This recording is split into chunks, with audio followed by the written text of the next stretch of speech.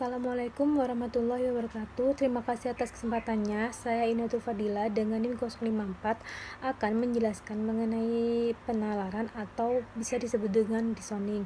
Nah, penalaran sendiri adalah proses berpikir logis dan sistematis untuk membentuk dan mengevaluasi suatu keyakinan terhadap suatu pernyataan atau asersi. Nah, penalaran melibatkan inferensi, yaitu proses penurunan konsekuensi logis, dan melibatkan pula proses penarikan simpulan atau konklusi dalam serangkaian pernyataan atau asersi.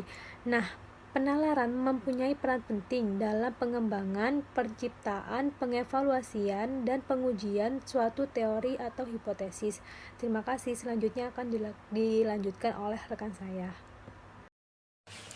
Assalamualaikum warahmatullahi wabarakatuh. Terima kasih atas kesempatannya. Perkenalkan, di sini saya Putri Dardanera Priatni dengan NIM 2017-310067. Di sini saya akan melanjutkan presentasi dari teman saya. Untuk di sini yaitu penalaran atau bisa disebut dengan reasoning.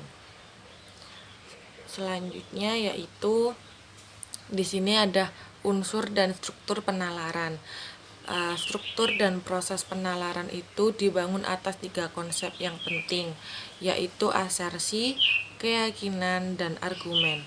Untuk struktur penalaran tersendiri menggambarkan hubungan 3 konsep untuk menghasilkan daya dukung atau bukti rasional terhadap keyakinan suatu pernyataan. Untuk selanjutnya yaitu unsur struktur dan penalaran. Di sini yang sebelumnya tadi sudah saya jelaskan untuk yang asersi, keyakinan, dan argumen. Di sini saya akan menjelaskan yaitu asersi adalah suatu pernyataan yang menegaskan bahwa sesuatu itu adalah benar. Apapun itu adalah benar, dan asersi juga mempunyai fungsi ganda dalam penalaran, yaitu sebagai elemen pembentuk argumen dan sebagai keyakinan yang dihasilkan oleh penalaran itu sendiri di dalam asersi. Untuk yang kedua yaitu terdapat keyakinan. Keyakinan adalah tingkat kebersediaan untuk menerima bahwa suatu pernyataan atau teori mengenai suatu fenomena atau gejala yaitu adalah benar. Untuk argumen tersendiri adalah serangkaian asersi beserta keterkaitannya dan referensi atau penyimpulan untuk mendukung suatu keyakinan. Jadi untuk argumen ini dalam asersi dan keyakinan itu digabung menjadi sebuah argumen. Untuk selanjutnya di sini terdapat struktur atau proses struktur penalaran. Di sini dimana untuk masukannya terdapat asersi sebagai elemen argumen yang isinya sebagai asersi, dan asersi. Untuk yang prosesnya tersendiri, argumen itu untuk ke asersi itu berinferensi ke asersi. Untuk argumen tersendiri itu memutar, dan untuk keluarannya dia meyakinkan bahwa asersi itu mengkonklusi benar. Untuk hasilnya asersi konklusi. Di sini dalam proses penalaran merupakan salah satu bentuk bukti yang dimana Maud dan Saraf di tahun 1964 mereka menggambarkan struktur penalaran ini disebut sebagai argumentasi rasional atau disebut dengan rational argumentation. Dan dua jenis bukti yang lain adalah bukti natural atau disebut dengan natural evidence, dan bukti ciptaan yang biasanya disebut juga created evidence. Dan di dalam struktur penalaran ini, bukti yang dalam bentuk argumen itu berasional akan banyak diperlukan dalam teori akuntansi yang akan membahas masalah konseptual, khususnya bila akuntansi dipandang sebagai teknologi dan teori akuntansi, dan dapat diartikan juga sebagai penalaran yang logis untuk yang di dalam proses struktur penalaran. Terima kasih. Baik, Assalamualaikum warahmatullahi wabarakatuh. Terima kasih atas kesempatannya. Perkenalkan, nama saya Sugianto dengan NIM 2017 310 Baik, di sini saya akan menjelaskan tentang interpretasi asersi. Yang dimaksud dengan interpretasi asersi yaitu adalah untuk menerima kebenaran suatu asersi harus dipastikan lebih dahulu apa arti atau maksud asersi. Sangat penting sekali untuk memahami arti asersi untuk menentukan keyakinan terhadap kebenaran asersi tersebut. Baik, dan untuk slide selanjutnya tentang asersi untuk evaluasi istilah. Yang dimaksud dengan asersi untuk evaluasi istilah itu representasi asersi dalam bentuk diagram dapat digunakan untuk mengevaluasi ketepatan makna suatu istilah. Sebagai contoh, manakah istilah yang tepat antara bersertifikat akuntan publik dan akuntan bersertifikat sebagai badan kata Certified Public Accountant.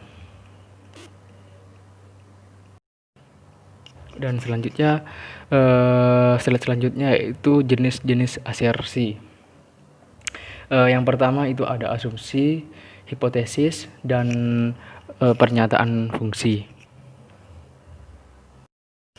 Dan selanjutnya yaitu tentang fungsi asersi. Yang dimaksud dengan fungsi asersi itu adalah dalam segmen asersi dapat berfungsi sebagai premis dan konklusi. Premis adalah asersi yang digunakan untuk mendukung suatu konklusi. Konklusi adalah asersi yang diturunkan dari serangkai asersi. Penjelasan dari saya itu saja. Wassalamualaikum warahmatullahi wabarakatuh. Selanjutnya yaitu bertingkat. Keyakinan di sini didapat dari asersi yang tidak bersifat mutlak, akan tetapi bergradasi, mulai dari sangat meragukan sampai dengan sangat meyakinkan. Adapun tingkat keyakinan di sini ditentukan oleh kuantitas dan kualitas bukti untuk mendukung asersi tersebut. Selanjutnya yaitu berbias. Selain kekuatan bukti objektif yang sudah ada, keyakinan di sini juga dapat dipengaruhi oleh preferensi, keinginan, serta kepentingan pribadi karena hal tersebut perlu dipertahankan. Idealnya, dalam menilai suatu asersi, seseorang tersebut harus bersikap objektif dengan pikiran terbuka. Contohnya, dengan bukti objektif yang sama, suatu asersi akan dianggap lebih meyakinkan oleh orang yang berkepentingan pribadi lebih besar. Seperti itu. Selanjutnya yaitu berkekuatan. Kekuatan keyakinan di sini yaitu tingkat kepercayaan yang dilekatkan oleh seseorang terhadap kebenaran suatu asersi. Contohnya, orang yang nyatanya tidak mengerjakan apa yang terkandung dalam asersi tersebut, bisa dikatakan bahwa keyakinannya terhadap kebenaran asersi tersebut masih lemah. Seperti itu. Selanjutnya bukan pendapat. Keyakinan di sini yaitu sesuatu yang harus dapat dibuktikan secara objektif benar atau salahnya. Sedangkan opini atau pendapat yaitu asersi yang tidak dapat ditentukan benar atau salahnya. Karena apa? Karena hal tersebut berkaitan dengan selera masing-masing. Artinya, hal yang benar bagi seseorang belum tentu benar bagi orang lain. Seperti itu. Walaupun kedua konsep tersebut tidak dapat dibedakan secara tegas, namun